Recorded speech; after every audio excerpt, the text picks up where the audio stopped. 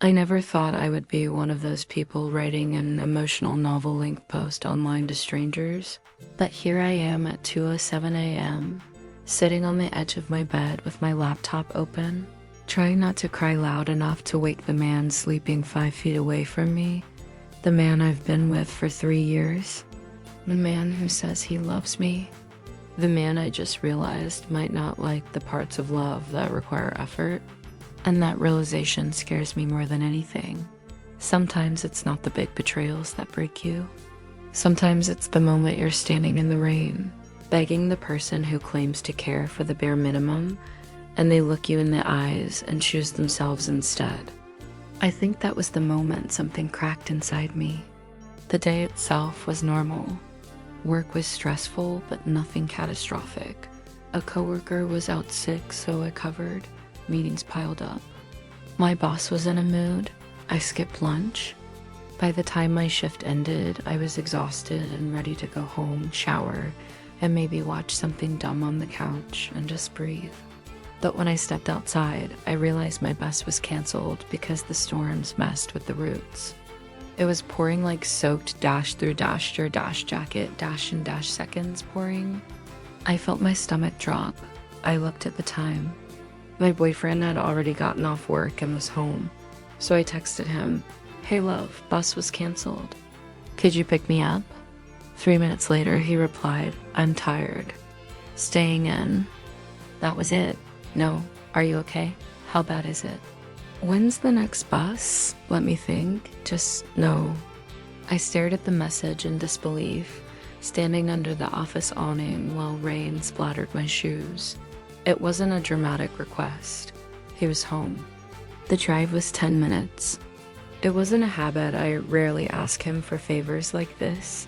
So I called. He answered, voice flat, sounding annoyed before I even spoke. "What?" "Hey," I said, trying to keep my tone calm. "It's really coming down and the buses are delayed. Could you please pick me up?" He sighed in that way that communicates, without words, that I was asking too much. "I didn't sleep well," he said. "I just want a quiet night, and I just don't want to walk an hour in this," I said, trying to laugh lightly. Like I wasn't literally begging for this tiny bit of help. He sighed again. "You should have checked the schedule earlier." That sentence hit me in the chest. I felt something cold settle in my stomach. Before I could respond, he added, "I'm not going back out, sorry." But it didn't sound like sorry. It sounded like not my problem. So I walked in the rain, in my work clothes, with my bag getting heavier and heavier as everything soaked through.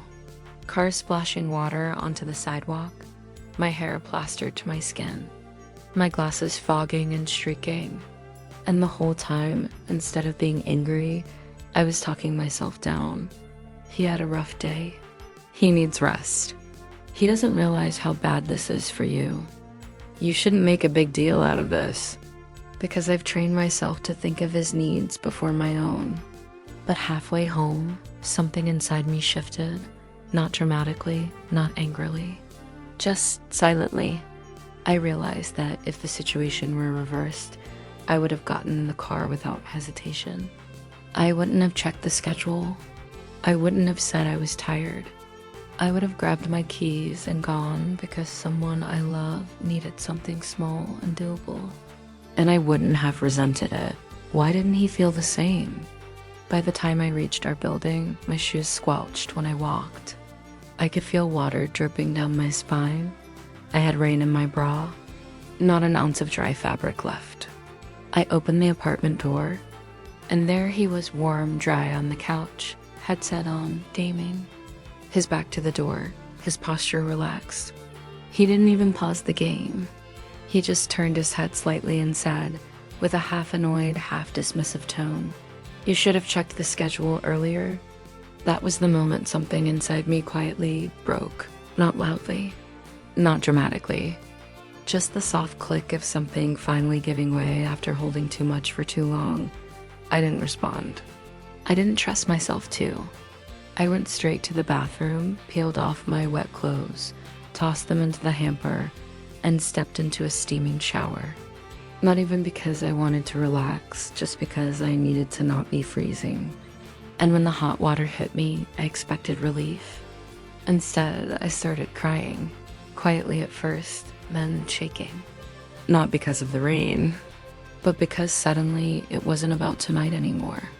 As I stood there under the water, I started thinking about all the things I do that never get acknowledged. I cook most of our meals. I pack his lunch when he's running late.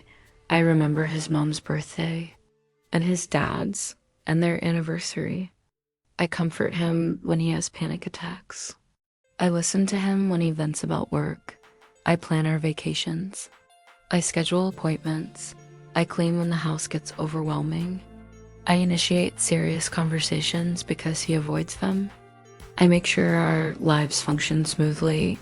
And tonight, when I needed something so small, he chose convenience over care.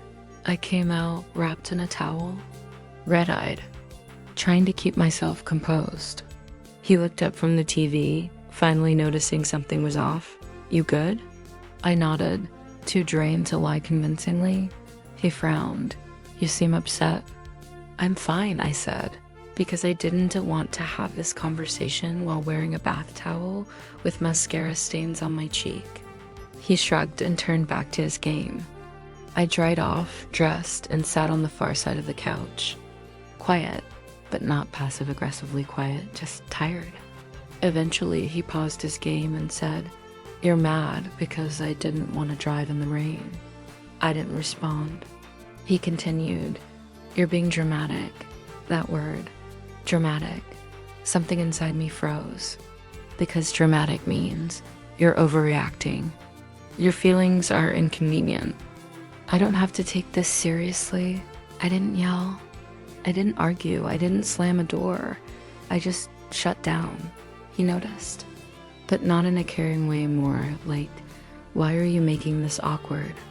I felt small, embarrassed, ridiculous for crying, ridiculous for caring. He fell asleep immediately, snoring lightly within minutes.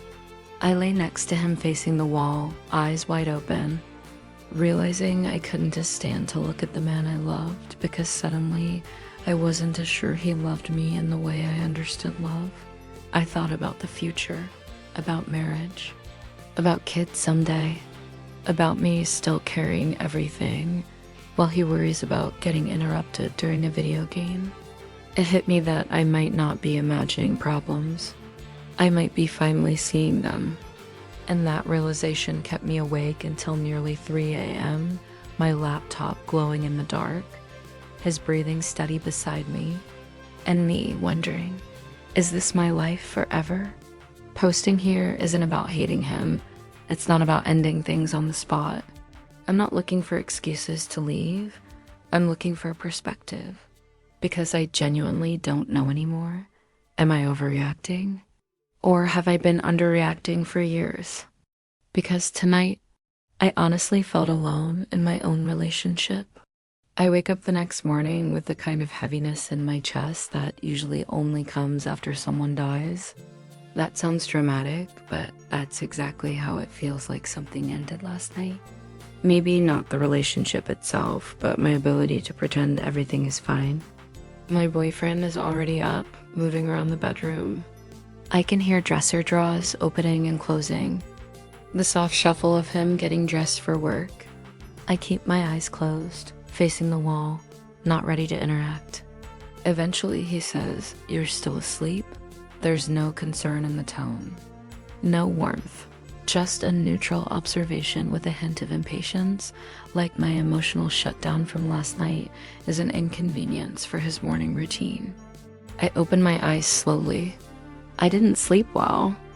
He sighs. "You really took that bus thing personally?" There it is again, my feelings framed as a flaw. I sit up, blanket pulled around my waist, and stare at him for a moment. He's buttoning his shirt, not even looking at me. He is shaved, styled his hair, smells like aftershave. He looks put together. Meanwhile, I feel like someone put me through an emotional washing machine overnight. Trying to be calm, I say, "It wasn't just about the bus." He finally looks at me. "Then what?"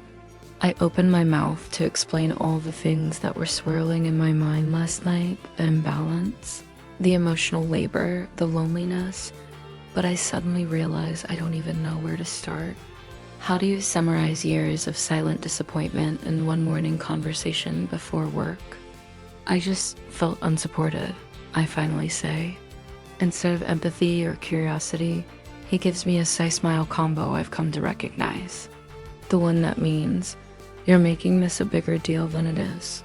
He sits on the edge of the bed to put on his socks and says, I think you're blowing things out of proportion. You had a bad day, I was tired, that's all. I sit there staring at him, wanting so badly for him to say, I'm sorry you walked in the rain. I should have been there. I didn't realize how it affected you. I want to do better. But instead, he continues, you know, I've had a lot going on. You could have checked the weather, taken an earlier bus, planned ahead. I bite the inside of my cheek so I don't cry. Because he still doesn't get it. He thinks I'm upset about the bus. He thinks this is one event. He thinks this conversation is about rain and timing and schedules. He has no idea that last night was the last brick in a wall that has been building for years. He finishes getting dressed, swings his bag over his shoulder, and pauses at the door. You should try not to dwell on it, he says. We're fine. Then he leaves, and the apartment door clicks shut. What surprises me most is not the sadness, it's the numbness. I sit there in bed, staring at the sunlight through the blinds, feeling nothing, not anger, not despair, just exhaustion. Like my body is finally acknowledging the emotional weight I've been carrying and is too tired to pretend anymore. I get up, shower, dress, go to work. Everything is on autopilot. People greet me, meetings happen, I answer emails. I function. But inside I feel like someone shut the lights off and forgot to turn them back on. Between tasks, I start thinking about all the small things I've normalized. The more I think about it, the more I realize that relationships often have invisible job titles. One person is responsible for stability. One is responsible for communication. One handles social obligations. One keeps track of emotional states. One anticipates needs before they're spoken. And in our relationship, that person is me. I remember when he forgot his mom's birthday once and I reminded him, he thanked me for being thoughtful. When he had a panic attack 2 years ago, I stayed up all night sitting on the bathroom floor with him, stroking his back, grounding him, telling him he was safe. When work crushed him last year, I took on more housework because I didn't want him stressed. When bills were due, I set up reminders so nothing would slip through cracks. When we planned trips, I booked everything, flights, hotels, transportation, itineraries. He never asked me to, but he also never took any of those responsibilities himself. It became understood that I would handle it, that I was stronger, that I could absorb more. But strength without support just becomes exhaustion, and I'm exhausted. Around noon, I eat lunch at my desk, scrolling through my phone without really seeing anything. My chest feels tight in a way that makes me want to go home and crawl under blankets forever. I open a chat window to text him, but I stare at the blinking cursor and realize I have nothing left to say right now. He wouldn't understand yet. Not because he's cruel, not because he doesn't care, but because he has never had to see the imbalance. Why? Because I never showed him. I didn't ask for more. I kept giving and giving and giving, and he learned she handled it. So yes, he failed me last night, but I also failed myself for a long time, and that realization hits harder than anything. When I finally clock out and head home, the weather is better.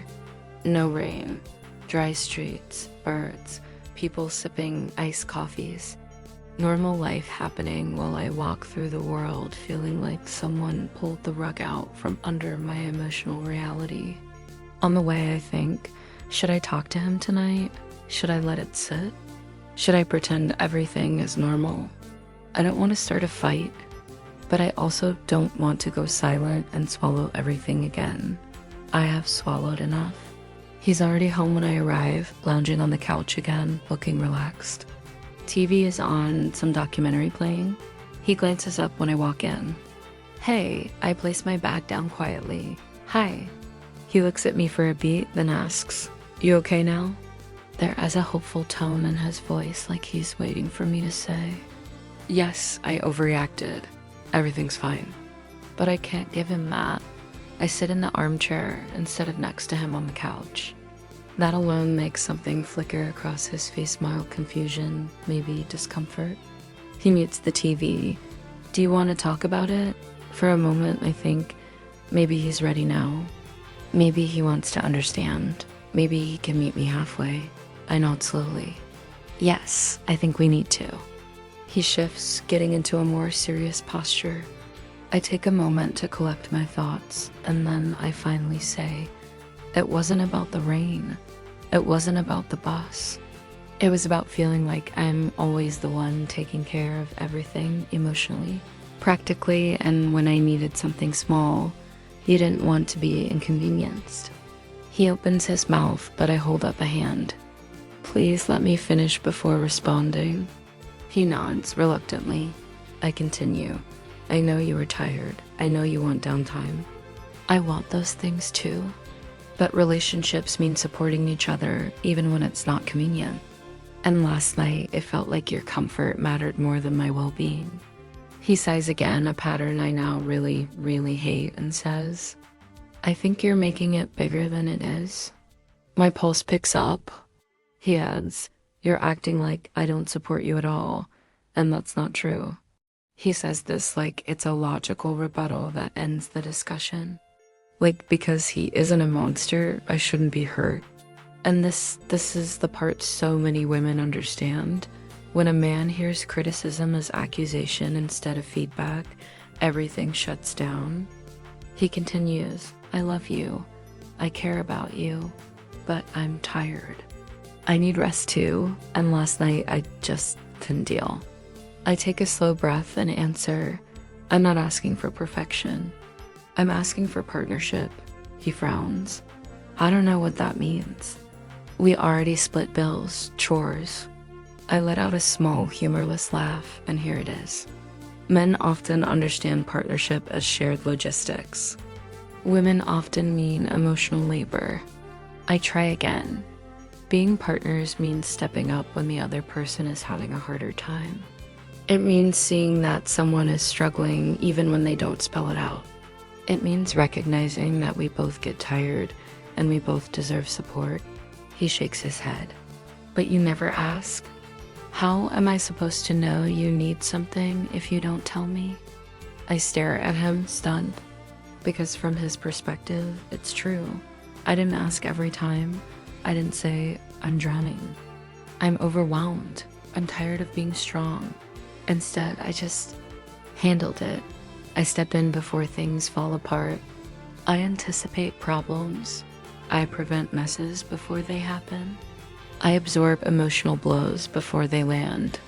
He has never seen the burden because I've always carried it silently. So I say, "You're right, I should have expressed more." I own that, but last night wasn't complex. I asked for one small thing directly, clearly, with words, and you still said no.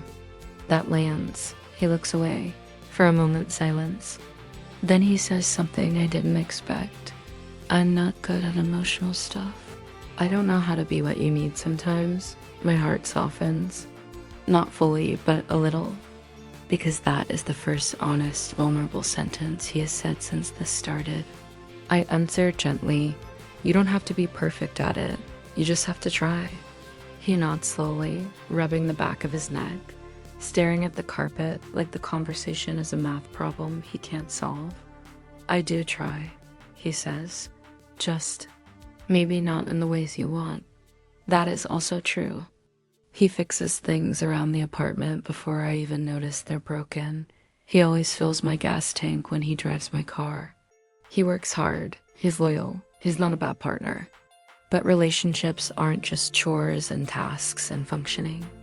Relationships are emotional ecosystems, and ours is starving. Finally, he says, I'll try to be more supportive. But the tone is off, not defensive, not dismissive, but uncertain. Like he's agreeing to something he doesn't yet understand. And I'm left wondering, is that enough? Can a person learn emotional partnership if they've never practiced it?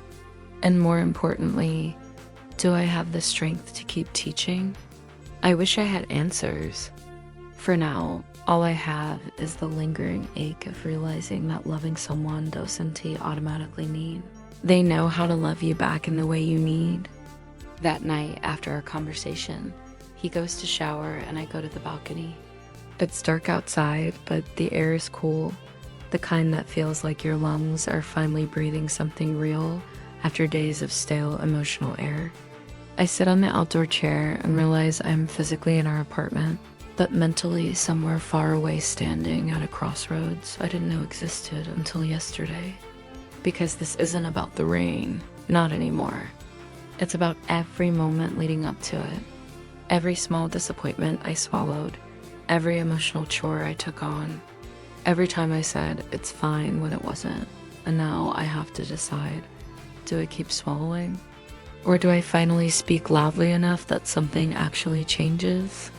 When he steps outside after his shower, hair damp, shirt thrown on casually, he looks normal, calm, maybe a little tired, maybe relieved that the drama is over. But he doesn't realize that for me, the conversation isn't finished. It has barely begun. He sits beside me. You're quiet again. I nod. I'm thinking. About what? I turn to look at him. About our relationship. That wipes the relaxed expression off his face. His posture stiffens, slightly defensive, bracing for impact. I thought we talked about it. We talked, I say softly. But I don't think you understand how heavy this has become for me. He sighs, not in frustration this time, but uncertainty. A shift. Smaller than I need, but real. I'm trying, he says. I know. I believe you. But effort isn't just about trying when things are pointed out. It's about awareness. I can't be the only person constantly scanning the emotional temperature of this relationship. He rubs his palms together slowly, processing. Finally, he answers, so what do you want me to do? And there it is. The question that is both genuine and tragic. Because he's not asking, how can I grow as a partner? He's asking, what is the one step I can take to stop this feeling in the moment? He wants a solution, a task, a checklist. But emotional partnership isn't a checklist. It's habit, presence, support, participation. I shake my head. It's not a single action. It's a shift. I need a partner who notices when I'm struggling without having to be told every time. I need someone who sees the load and picks up part of it. I can't carry both our emotional worlds forever. He is silent for a long time. Then he says something that is more honest than either of us expected. I never realized how much you were carrying. My throat tightens. Not because he said it, but because I believe him. He didn't realize. Not because he's unkind, but because I have made myself so capable, so reliable, so silently competent that he never had to see the burden. Maybe that's part of the problem. I don't know when I became the strong one. Maybe I always was. Maybe women are taught to be. But somewhere along the way, I took on emotional project manager, crisis mitigator, comfort giver, relationship glue, and he took on boyfriend. Not bad boyfriend, just boyfriend, no extras. No managerial duties, no second shift of emotional labor, just himself. Meanwhile, I became girlfriend, partner, emotional processing unit, planner, nurturer, scheduler, anticipation engine. The imbalance wasn't loud.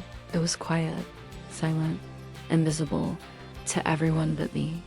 Sitting there, I noticed something ironic. The pain isn't coming from lack of love. He loves me. In his way. The pain is realizing His way may not be enough to sustain me long term, because love without support becomes weight, and even the strongest person eventually buckles. I finally say, I don't want to leave. I'm not giving up. But I need this relationship to change. We can't keep going the way we have been. He nods slowly. What does that change look like? I need consistent emotional partnership. I need you to share responsibility for the health of this relationship. I need to not always be the one noticing, initiating, fixing. He looks overwhelmed, not angry, just unsure if he can be who I'm asking him to become. He finally says, I don't know if I'm good at that stuff. I don't need you to be perfect, I reply. I just need to feel like I'm not doing this alone. He rubs his forehead, exhaling. I'll try. And again, I appreciate those words, but they also terrify me. Because I know something he doesn't. Trying is not the same thing as changing. Trying is a moment, changing is a pattern. Over the next week, things shift slightly.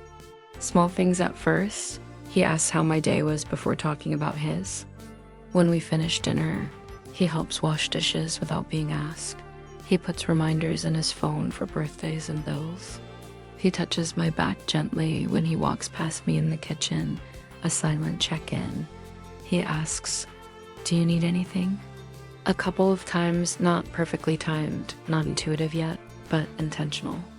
They're small steps, but small steps count. Still, there is a lingering fear in me.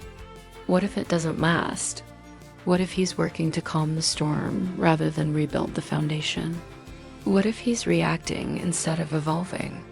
Because that is what long-term partnership requires, not reaction, adaptation. On the fourth night, I'm sitting at the dining table paying bills, squinting at spreadsheets. He walks past, stops, and asks, do you want help with that? I blink, startled, because in 3 years, he's never offered. I look up, searching his face, and he isn't impatient or pressured. He just wants to help. Yes, I say quietly, I'd like that. He pulls up a chair. We go through the numbers together.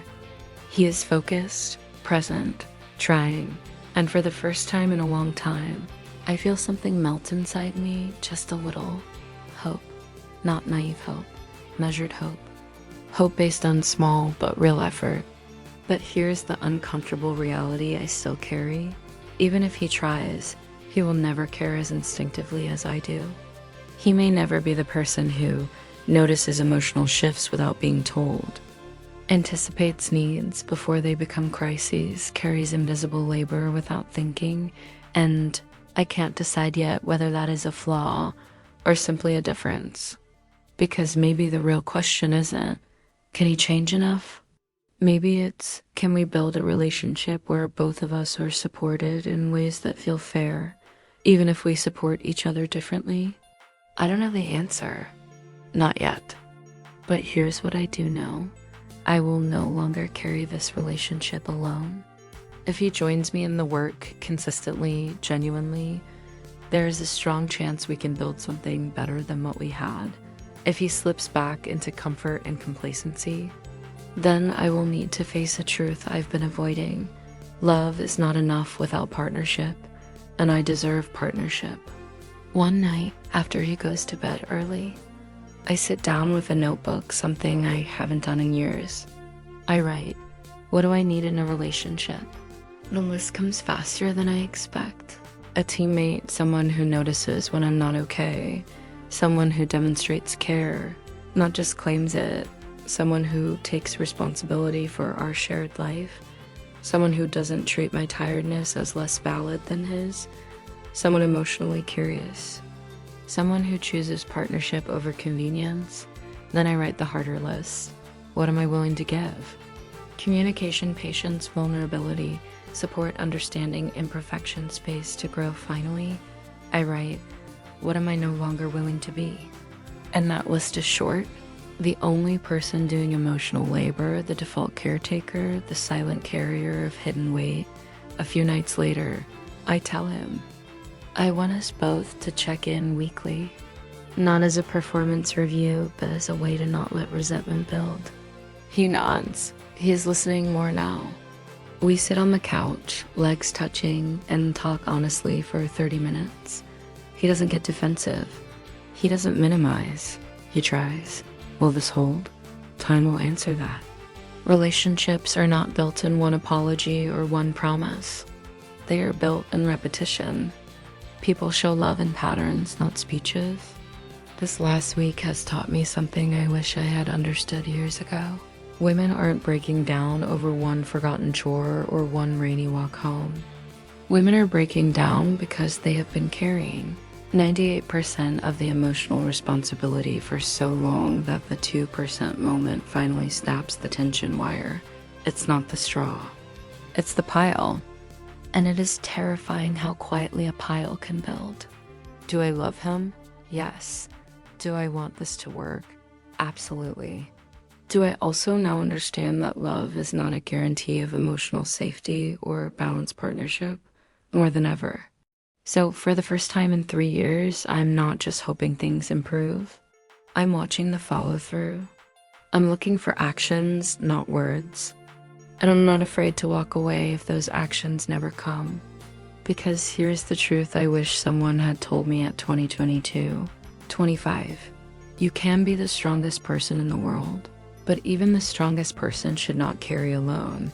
Love isn't measured by how loudly someone says it. It is measured by how they show up when you meet them. If you're watching this and something in your chest feels familiar, I want you to remember this.